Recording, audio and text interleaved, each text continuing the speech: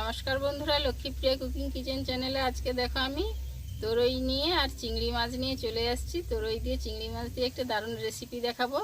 তো এবারে আমি তরই তোলাটা দেখানো হয়নি, তো সকাল সকাল তুলেছিলাম। তো আগের বারে তো ছোট্ট বাগান দেখিয়েছি, এবারে আর দেখানো হয়নি।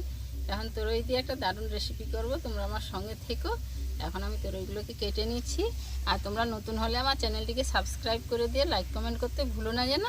এখন আমি তরইগুলো কুটে নিচ্ছি।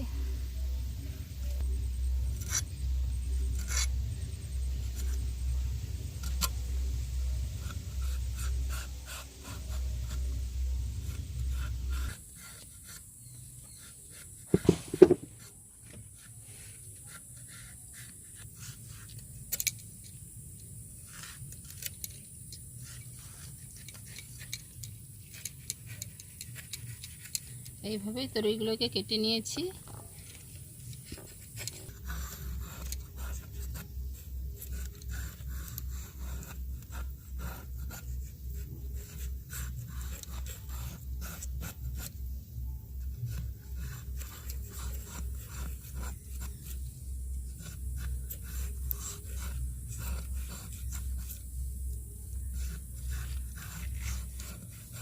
এই যে তরইয়ের ছালগুলো বেরিয়েছে, এইগুলো দিয়ে একটা সুন্দর রেসিপি বানাবো। তো আজকে না, অন্য দিন একদিন এই ছালের রেসিপি বানাবো। তো আজকে তরইগুলোই রান্না করছি। কীভাবে কাটছি তোমরা থাকো আমার সঙ্গে।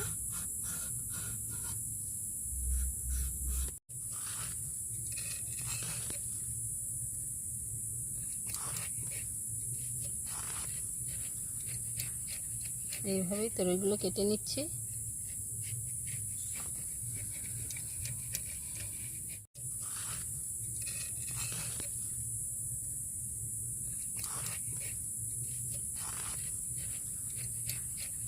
এইভাবেই তরইগুলো কেটে নিচ্ছি।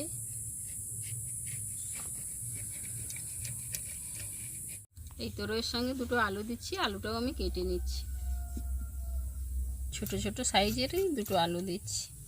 এবার তোমরা যারা আলু পছন্দ না করো, নাও আলু দিতে পারো। তরইয়ের মতো আলুগুলোকেও এইভাবে লম্বা লম্বা শেপে কেটে নিয়েছি।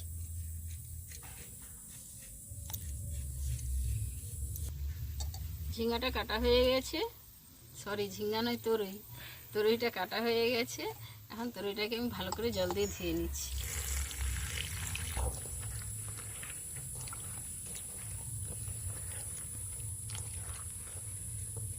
উনানটা জেলে নিচ্ছি।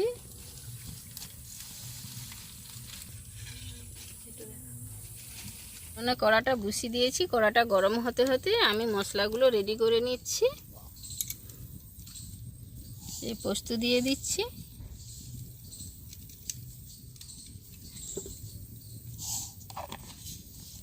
অল্প একটু জিরা দিয়ে দিচ্ছি।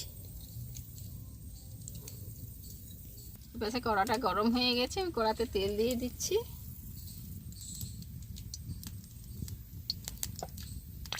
ভিতরে এই আলুটাকে একটু ভেজে নিচ্ছি।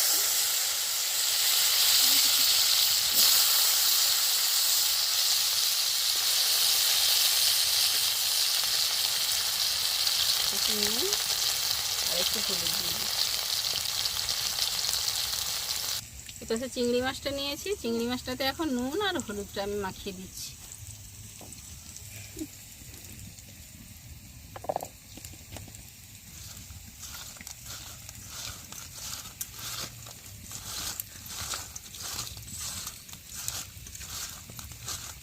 এপাশে আমি পোস্ত আর জিরেটা বেটে নিচ্ছি।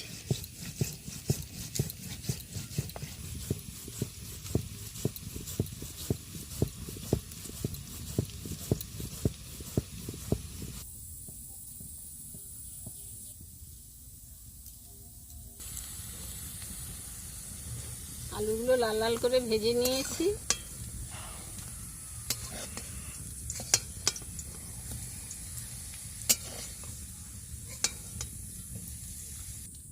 এবার চিংড়ি মাছগুলো ভেজে নেব, তার জন্য তেল দিয়ে দিচ্ছি কড়াতে।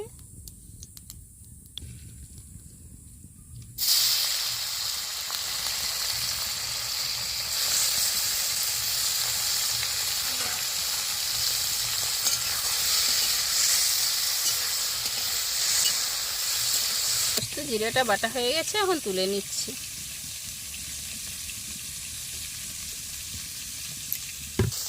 চিংড়ি মাছটা ভাজা হয়ে গেছে, এবার তুলে নিচ্ছি।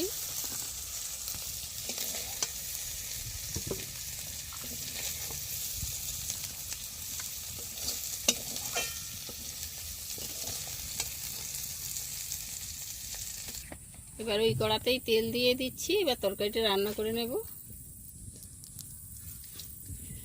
তেলটা গরম হয়ে গেছে, কুচিয়ে রাখা পেঁয়াজটা আমি দিয়ে দিচ্ছি।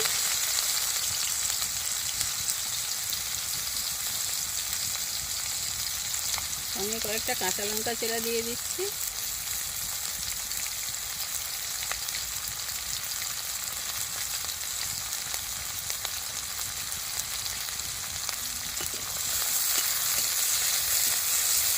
পেঁয়াজটা ভাজা ভাজা হয়ে গেছে, কালারের জন্য অল্প একটু লঙ্কা গুঁড়ো দিয়ে দিচ্ছি।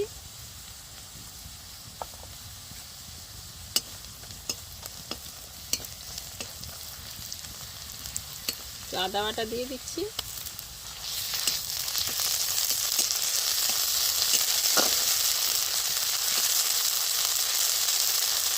খুব অল্প তেলে সহজ পদ্ধতিতে ঝিঙে চিংড়িটা বানাচ্ছি।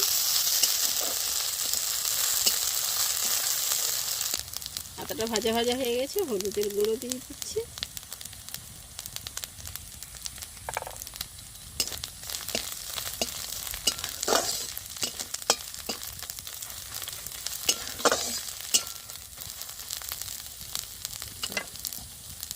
এবার কুটে রাখা তরকারিগুলো দিয়ে দিচ্ছি।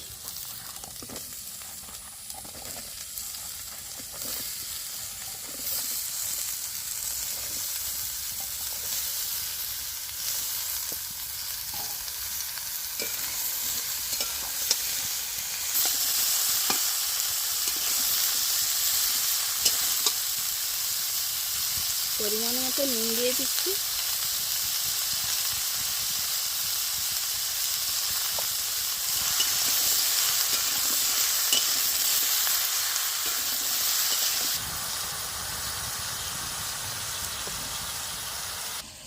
ঝিঙ্গাটা অনেকটাই জ্বরে গেছে, এবার আমি উপর থেকে পোস্ত আর জিরা বাটাটা দিয়ে দিচ্ছি।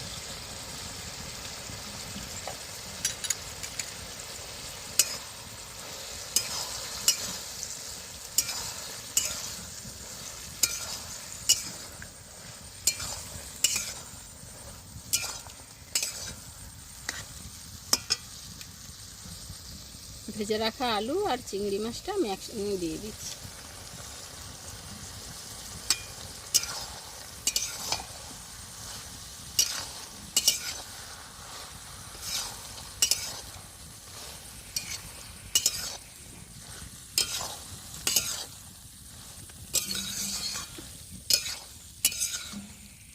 তো এর তো এমনিতেই জল বেরিয়ে গেছে, তো আমি মশলা জলটা একটু সাইড দিয়ে দিচ্ছি।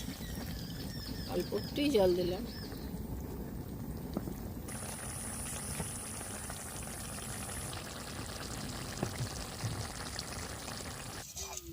কত সিম্পলভাবে সহজেই আমি তরই চিংড়িটা বানিয়ে ফেললাম। বন্ধুরা, তোমাদের বাড়িতে তরই আর চিংড়ি মাছ এলে এইভাবে রান্না করে দেখবে, খুব সুন্দর লাগে খেতে। এখন দেখো রান্নাটা হয়ে গেছে, আমি এই যে নামিয়ে নিচ্ছি।